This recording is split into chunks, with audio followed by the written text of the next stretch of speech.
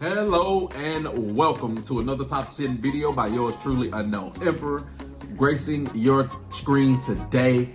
Welcome to my unknown empire. If you're new, go ahead and hit that follow button. If you're not new, I appreciate you always for stopping by. Everybody is welcome. Y'all are appreciated.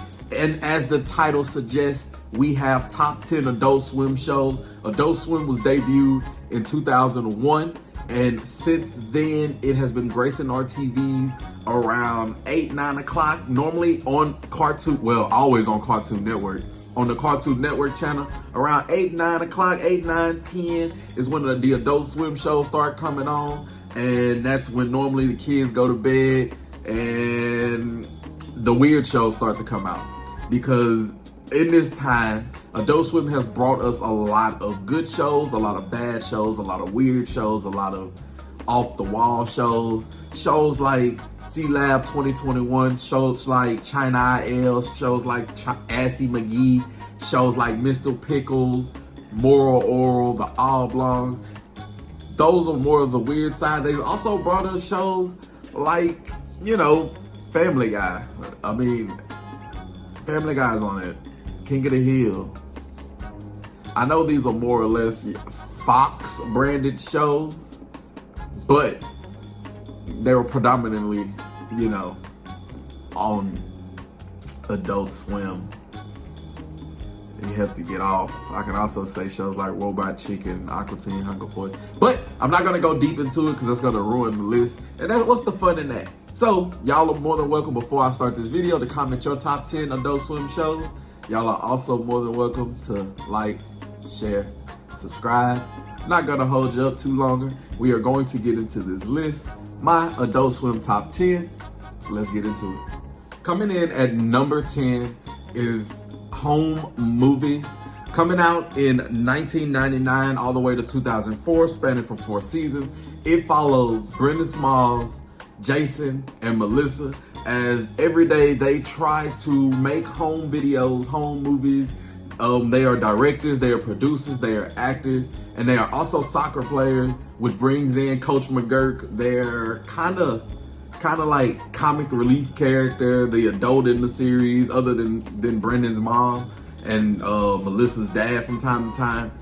This show was really just a cool, nice, chill down show. Something that you can have in the background, one that you can watch as an adult. As the seasons went on, they got a little bit loose, a little bit away from the plot, but each episode was great, and you kind of like it, chill, nice little animation. And a fun fact, Brennan also appeared in Clarence later on, or at least that is the theory. I might show a picture, might not, but yes, that is also a fun fact. And then if you look at the producers of this show, it also follows the names of the characters like Brennan and Melissa, and they basically played themselves. So that is a nice little pastime. It starts off as number 10, and that gets this list started.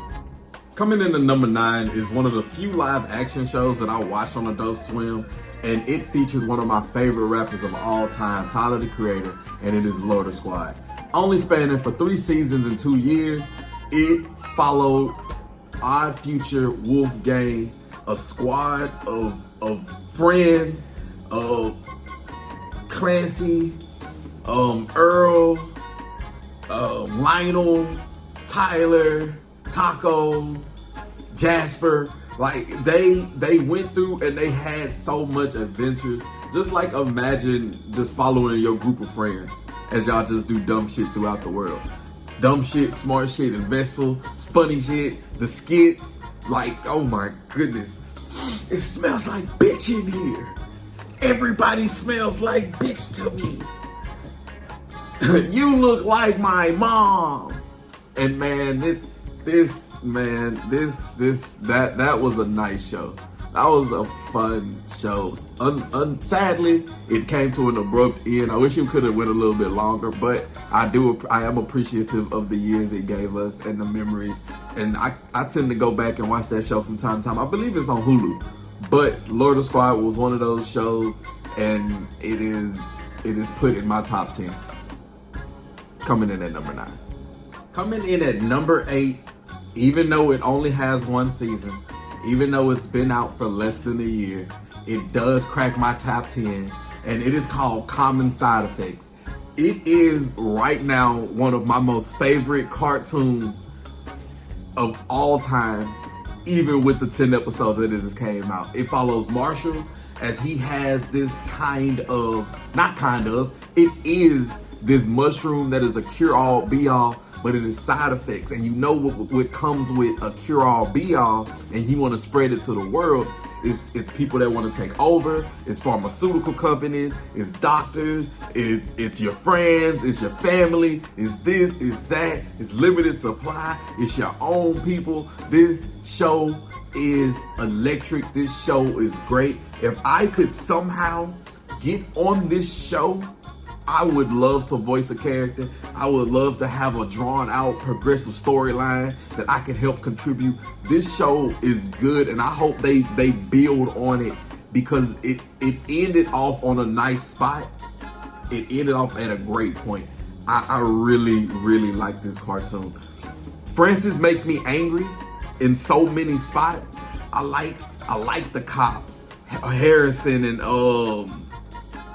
Harrison, God, and then Rick, who is the person of the pharmaceutical company, but he's blind to it from the bigger pharmaceutical companies. Like, this show is very intricate. I really want to put it higher, but I felt like that would have been too disrespectful to the shows that I do have above it. But right now, 1 season, 10 episodes, Common Side Effects, number 8.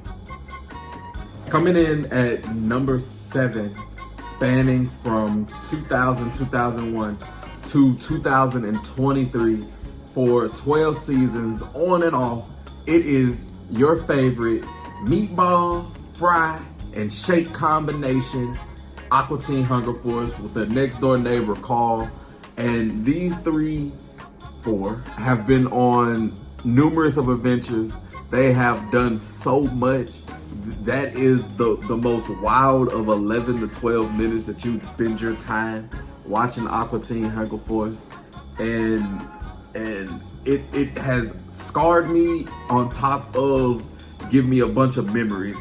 The little yellow banana, wild. The 2 arcade people, crazy. The time Frylock turned into a pimp and then killed Meatwad, Carl, and Shake. The time the snake ate him. I can go on and on. This show was wild. This show was nice. Like, even, I don't think I can go back and watch it. It's kind of like a fever dream that I really don't want to repeat. It was fine and dandy, but it had some weird episodes in them. Like, it had some real weird episodes in it. Like Spawn of Hell episodes. Like that, it was wild. But I liked watching it at the time. That's probably why I'm messed up now. But I liked it. It was number 7. It's number 7. I enjoyed it. Number 7. Coming in at number 6, spanning from 2003 to 2018 for a good 7 seasons.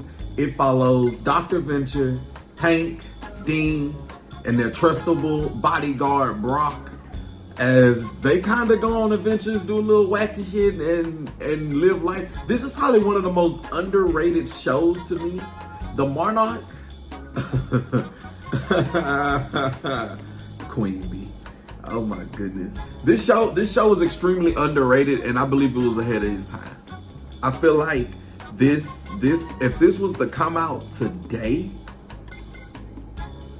it'd do numbers. It'd do numbers. I just feel that. I don't know. I feel like the humor in it was that kind of nice, dry humor that is also in your face a little bit, and it's I don't know how to explain it. Like, it's like a more edgy Bob's Burgers. If you get what I'm saying, like a more edgy Bob's Burgers, you know, or like what Archer would be, like, yeah, something like that. Yeah, Archer. Yeah, that's the comparison. But Venture Bros come in at number 6. This was a nice show. It I don't know where I can watch it. I think it's on Hulu. I honestly don't know. But it was a good show. It was a good show. Like I said, it was underrated. I liked it when Venture Bros came on. That was one of the ones I kind of leaned towards. Cracking the top 5 is going to be your local propane and propane accessory seller, Hank Hill, originally spanning from 1997 to 2010. This show has been brought back for an expansion season here in 2025. So it is from 1997 to current. It is King of the Hill. And as you already know, it follows Hank Hill. It follows Peggy.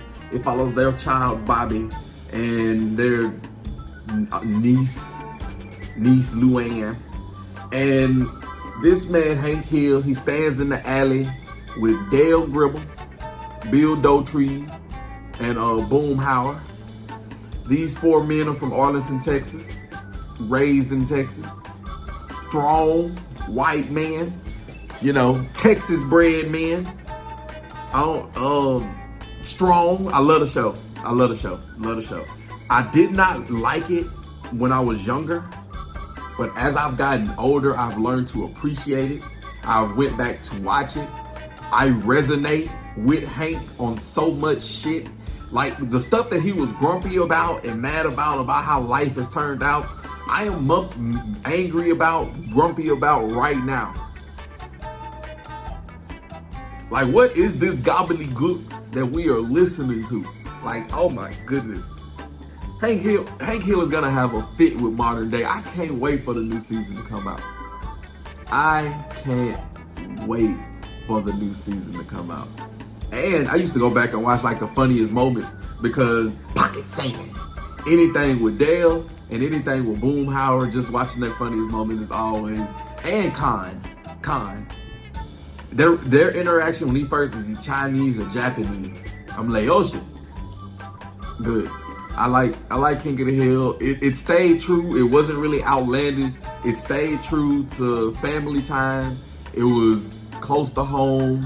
It wasn't really wild off the wall. You didn't see them going to space or having these wild blowback cutbacks. It was down to earth, blue collar working show, and you gotta enjoy it. Coming in at number 4, it is going to be American Dad.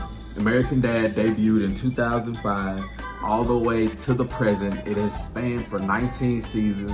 And this is a more advanced version of King of the Hill because this is also a blue-collar working class family, but they have an alien.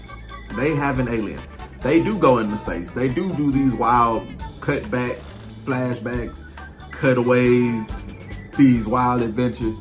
Stan, Francine, Steve, Haley, Roger, and Klaus. Klaus is the goldfish that had his human Russian brain transmitted into that goldfish because Stan works at the CIA. And I like American Dad more than a lot of other people like American Dad. Obviously because I put it at number 4 of my Adult Swim cartoon. American Dad is one of those shows I can't watch it as much now because they done got so far away from the plot. It's just so wild. And the extremes in which these animations be going through to either show blood, show gore, or show like nasty feces or puke or something, they go to the utmost extreme in circumstances, and that's not me anymore. I'm not for it. But it does have a lasting place in my heart. I do enjoy it, and I put it at number 4. Alright, now. So coming in at number 3. A lot of people might be mad at me, but the fact that I got it at number 3 and not lower is really a testament to the type of person that I am and the impact that it did for the first 3 seasons. And it is the classic, The Boondocks. It debuted in 2005 all the way to 2014. As I stated, it has 4 seasons. The first 3 seasons are what you would call a classic, what you would call a masterpiece, what you would call something that is echoed and remembered, something that is quoted to the very day. A lot of people didn't even know the Boondocks had a 4th season. But going back to season 1, you can think of Stink Meaner, you can think of a pimp named Slickback, you can think of the trial of R. Kelly. You can look back to the Usher episode. You can look to the Robert Freeman. You can look into the Gangsta-licious Thugnificent. You can look back to the Teacher, LaMilton. It's so many things, so many generational, the fried chicken episode, so many generational things, cultural things, social media events that Boondocks touched on and even predicted the future on, that you have no choice but to respect and admire. And then the cast that was with it. All I have to say is John Witherspoon was Granddad in the show, and he was hilarious. He was amazing. R.I.P. him. I have to put Boondocks at number 3. It does not outweigh number 2 and number 1 for me, but it was still a great show. It is a staple. It is something that holds the test of time. And if you have time, please, if you haven't watched the Boondocks, please go watch it. Coming in at number 2, debuting in 1999. It's been canceled a couple of times, but it is still going strong to this day. 23 seasons long to be exact. Seth MacFarlane is the creator, and here comes Family Guy. Family Guy follows this suburban, or this Quahog family, and it is Peter Griffin, Lois Griffin, Chris, Meg, Brian, and Stewie. And this isn't your typical show. As you already know, they go on some wild adventures. It's kookiness. But the thing about Family Guy is it's going strong like The Simpsons. It's going strong like SpongeBob. Even though it's been canceled a couple of times, it has always found a way to bounce back. It has produced memes. It has produced quotes. It has produced some songs. It has produced artwork. It has inspired other shows. And it has given us laughters and stuff that we can just remember for the time being. Like I said, I put it in the breath with SpongeBob, Simpsons, because it's been spanning since 1999. So obviously what it does is it stays with the times, it adjusts, it makes some predictions, it does its thing, but it's a lot of slapstick comedy, a lot of parody work. It's a lot of, I don't know, I guess paying homages to a lot of medias before it. But I love Family Guy. Family Guy is the show that you put on before you go to sleep, because you know, watched it so many times, you just put it on as background noise. I even still watch the new episodes today. They're not as good as the originals, but they aren't as bad as what some people would probably make them out to be. So I do put Family Guy high on the list at number 2, but it is not number 1. And capping off this Adult Swim Top 10, the best show in Adult Swim history is going to be Rick and Morty. From 2013 to the present, it just started its 8th season just recently, and it is the best show that Adult Swim has produced. It has a great storyline, it has a great plot, it has character development, it has stuff that makes you, it has foreshadowing, it has stuff that refers back to earlier seasons, it's stuff that make you have to go back and rewatch it.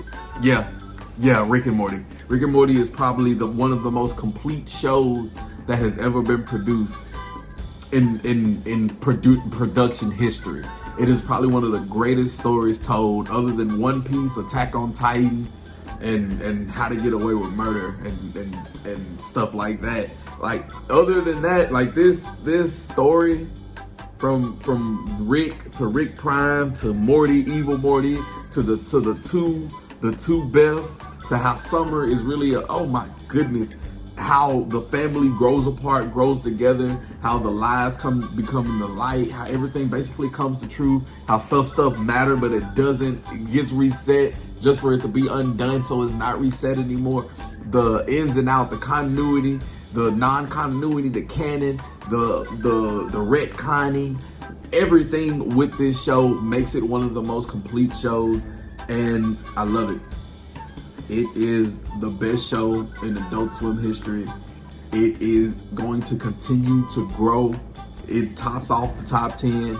And you let me know in the comments down below how you liked my list or didn't like it. You let me know another top 10, or just let me know videos that you'd like to see me do, whether it's cartoon related, anime related, anything of that nature. I do appreciate everybody for stopping by.